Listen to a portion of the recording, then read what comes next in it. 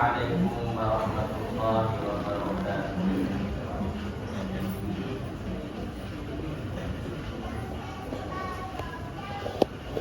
Allahu Akbar, Allahu Akbar, Allahu Akbar, Allahu Akbar, Allahu Akbar, Allahu Akbar, Allahu Akbar, Allahu Akbar, Allahu Akbar, Allahu Akbar kabira, walhamdulillahi katsira, wa subhanallahi bukratan wa asila.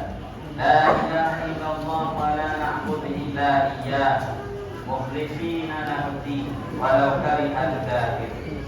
La ilaha illallah wahdahu sadaqa wa'dahu wa nasara 'abdahu wa 'azza jundahu wa hadama al-a'daba wahdahu. La ilaha illallah, Allahu akbar, Allahu akbar, walillahil hamd. Alhamdulillahil qa'il falamma balagha ma'hu as-sa'ya qala ya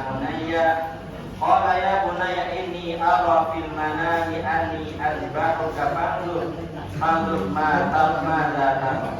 Qala ya abati fa'al ma tu'mar satajiduni insya'allahu minas sabirin.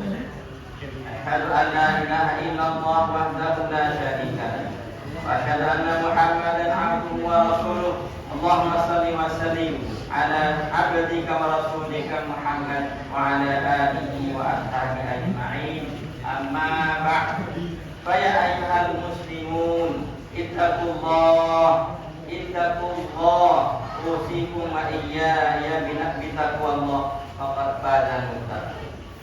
Ya ayyuhalladzina attaqullaha haqqa tuqatih wa la tamutunna illa wa antum muslimun. Muslimin, saudara saya yang dirahmati Allah SWT sekalian, saya menyeru agar kita bersama-sama meningkatkan takwa kita kepada Allah SWT dengan melaksanakan segala perintah dan meninggalkan segala perkara yang dilarang olehnya. Semoga kita semua diberi kebahagiaan dan kejayaan di dunia dan juga di akhirat. Pada muslimin dan muslimat yang saya kasihi sekalian, hari ini kita berhimpun bersama-sama dalam suasana penuh kesyukuran dan keinsafan, meraihkan hari raya Aidil Adha, hari kebesaran yang mengangkat makna pengorbanan, makna ketaatan dan keikhlasan yang agung. Ia bukan sebagai satu perayaan tahunan sahaja, tetapi satu medan untuk kita memperingati dan menghayati kisah pengorbanan yang luar biasa Nabi Ibrahim alaihissalam dan anaknya Nabi Ismail alaihissalam. Dalam Al-Quran, Allah SWT merakamkan kisah Nabi Ibrahim alaihissalam yang diperintahkan melalui mimpi untuk menyembelih anaknya sendiri, yaitu Nabi Ismail alaihissalam. Seorang ayah yang telah begitu lama menanti kelahiran dunianya, akhirnya diuji dengan perintah yang amat berat. Namun sidang jamaah sekalian, perlu sedar bahawa pengorbanan ini tidak mungkin dapat dilaksanakan malaikat dengan wujudnya kepatuhan dan ketaatan yang mutlak kepada Allah. Bukan hanya dari baginda seorang, tapi juga daripada anaknya Nabi Ismail alaihissalam. Bayangkan, cuba kita bayangkan jika Nabi Ismail alaihissalam membantah, dan maka tidak muncullah ketaatan yang menyeluruh dalam keluarga baginda. Maka jelaslah di sini pengorbanan itu bukan hanya terletak di bahu individu, terletak di bahu seorang sahaja, tetapi lahir daripada suasana yang menyokong, yang membenarkan, dan suasana yang mengukuhkan ketaatan kepada Allah. Kita juga dapat perhatikan bagaimana Nabi alaihissalam mampu membina keyakinan dalam dirinya melalui wahyu yang datang berulang kali daripada Allah Taala. Keimanan baginda tidak goyah walaupun diuji dengan sesuatu yang paling baginda sayang. Sebaliknya, baginda memilih untuk memberitahu anaknya sebagaimana yang dirakamkan dalam surah As-Saffat, yang saya baca di awal khutbah tadi, dengan maksudnya, wahai anak kesayanganku, sesungguhnya aku bermimpi bahawa aku akan menyembelihmu, maka fikirkanlah bagaimana pendapatmu.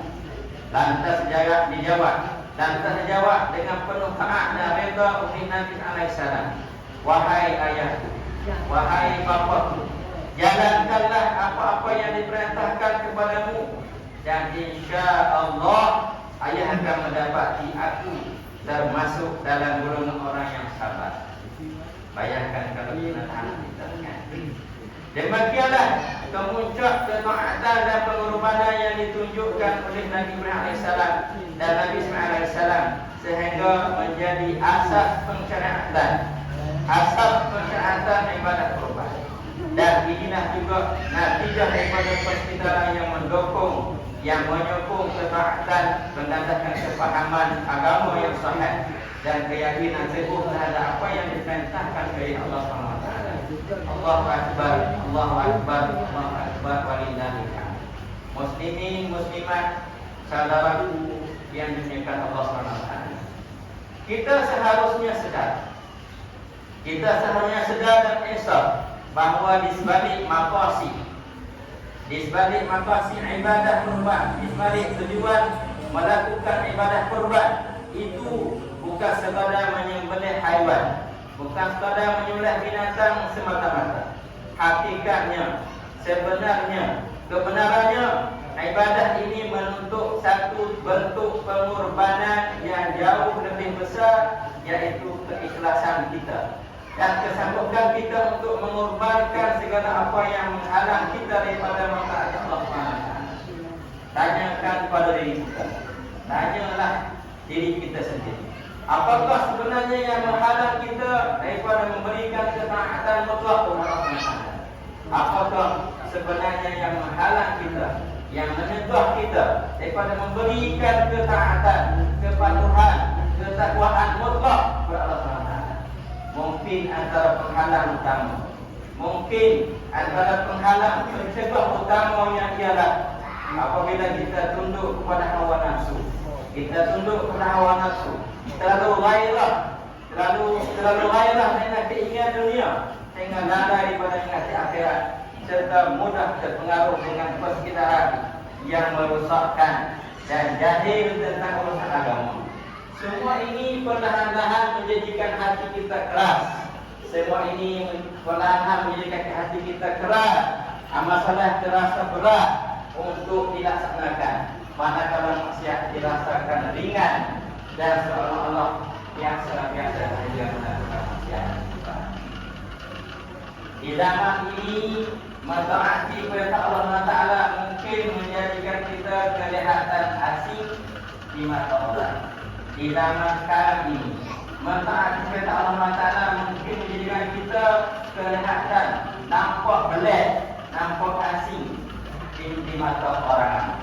Hadis yang diriwayatkan oleh daripada Abu radhiyallahu anhu bahwa Rasulullah sallallahu alaihi wasallam bersabda, "Pada al-Islam ghariba wa sayaudu kama bada'a ghariba, fatuba lil ghuraba."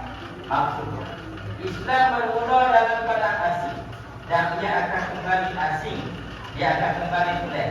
Islam datang dengan keadaan pelik dan ia akan kembali pula dengan keadaan pelik. Orang salat jemaah nampak pelik, kan? Puasa Arafah nampak pelik, asing, kan? Pelik. Sebagaimana ia bermula. Maka beruntunglah orang-orang yang asing itu. Kalau kita buat benda yang pelik, tak sama membuat, kan? Tapi benda pelik itu benda yang lain, kan? Maka kita dapat keuntungan perasaan. Baik. Justru kita mesti berbangga.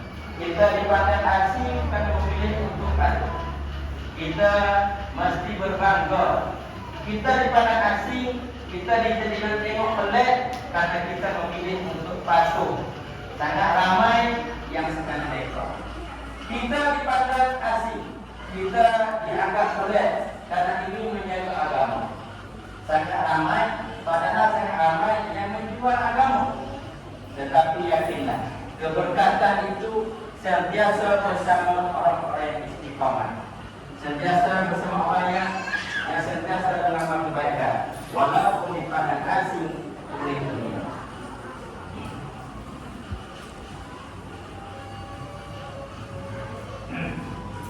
Bersama dengan hal ini, malah kita suburkan semula semangat pengorbanan yang kini di padang asing. Mari kita suburkan semula, hidupkan semula semangat pengorbanan yang kini di padang pelik, di padang asing. Korbankan segala bentuk hawa nafsu dan keinginan dunia yang melalaikan kita daripada jalan Allah SWT. Korbankan rasa keakuan, korbankan rasa keakuan, rasa keselesaan dan kepentingan diri demi membentuk keluarga yang selamat dan masyarakat yang sentiasa menjunjung dan sentiasa patuh syiar dalam membina negara atau masyarakat yang sejahtera. Jangan sampai kita menjadi umat yang lalai, hanyut dengan kemewahan dunia sehingga akhirnya keimanan dan ketaatan kita sendiri yang berkorban. Allahu Akbar, Allahu Akbar, Allahu Akbar, walillahil hamd. A'udzu billahi minasyaitonir rajim. La yanalallaha luhumuha wala dima'uha walakin yanaluhu taqwa minkum. Kadzalika sakhkharaha lakum litukabbirullaha 'ala ma hadakum wa basyiril muhsinin. Maksudnya, daging-daging unta dan darahnya itu sekali-kali tidak dapat mencapai kepada Allah Taala. Tidak dapat mencapai kepada Allah Taala, tetapi ketakwaan daripada kamulah yang dapat mencapainya. Demikianlah Allah Taala telah menunjukkannya untuk kamu supaya kamu mengagungkan Allah terhadap hidayahnya kepada kamu. Dan berilah kabar gembira, berilah kabar gembira dengan balasan yang sebaik-baiknya kepada orang yang berbuat kebaikan. Barakallahu lakum fil Qur'anil azim wa nafa'ani iyyakum bima fihi ayat wa dzikril hakim wa taqabbal minni wa minkum tilawatan innahu huwas sami'ul 'alim. Aqulu qawli hadza wa astaghfirullaha al-'azim li wa lakum wa lisa'il muslimin fastaghfiruhu innahu huwal ghafurur rahim. Allahu akbar, Allahu akbar, Allahu akbar. La ilaha illallah, Allahu akbar, Allahu akbar, walillahil hamd.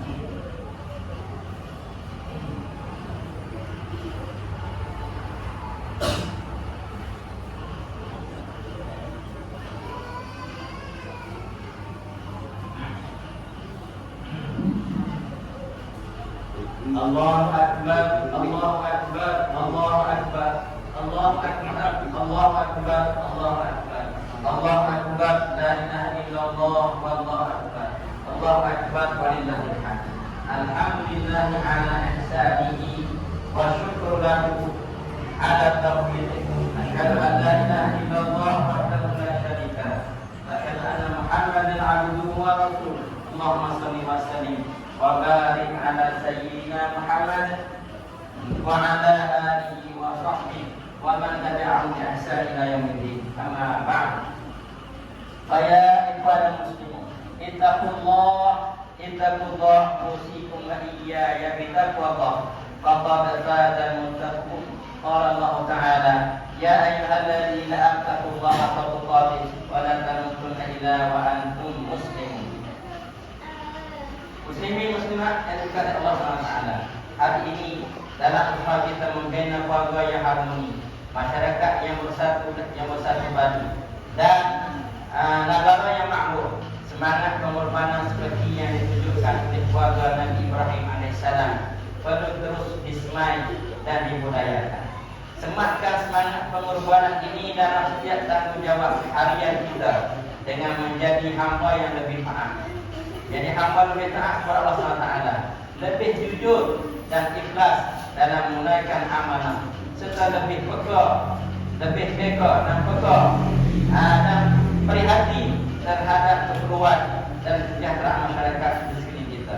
Jadikan acara ini sebagai titik tolak perubahan ke arah meningkatkan ketaatan kita kepada Allah Ta'ala, memperkukuhkan hubungan sama manusia dan memikul peranan masing-masing memikul tanggungjawab masing-masing dengan penuh kesedaran, sama ada sebagai hamba Allah SWT, sebagai ahli keluarga, sebagai jiran tetangga, maupun sebagai ahli masyarakat.